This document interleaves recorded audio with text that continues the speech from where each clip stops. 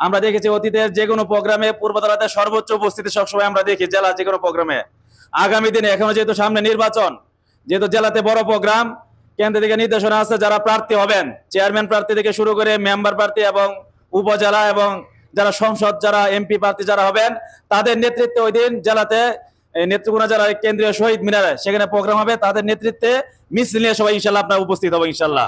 জানাই সাথে সাথে শুকরিয়া আদায় করছি, আপনারা আমাদের পূর্বধলার ঐতিহ্য আপনারা রক্ষা করেছেন, এই জন্য পূর্বধলাবাসীকে ধন্যবাদ।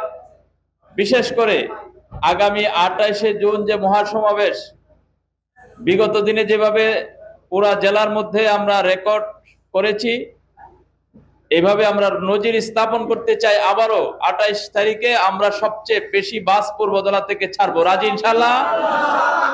28 তারিখের পরে হবে খেলা।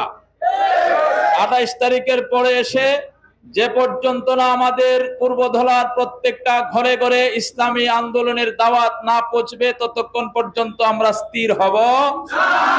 13-10 জাতীয় সংসদ নির্বাচনে প্রার্থী যাচাই উপলক্ষে আমরা কেন্দ্রীয়ভাবে সিদ্ধান্ত নিয়েছি আমাদের তৃণমূল কর্মীদের উপরে আমাদের গুরুত্ব বেশি আমরা দিয়ে থাকি।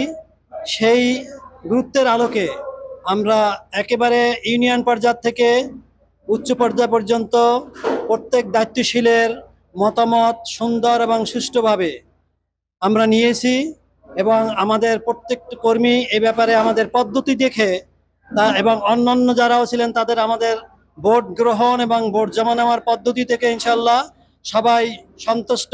আলা খাইরি খালকিহি মুহাম্মাদিন ওয়া আলিহি ওয়া আসহাবিহি আজমাইন। আমিন আমিন আমিন রাহমাতিকা ইয়া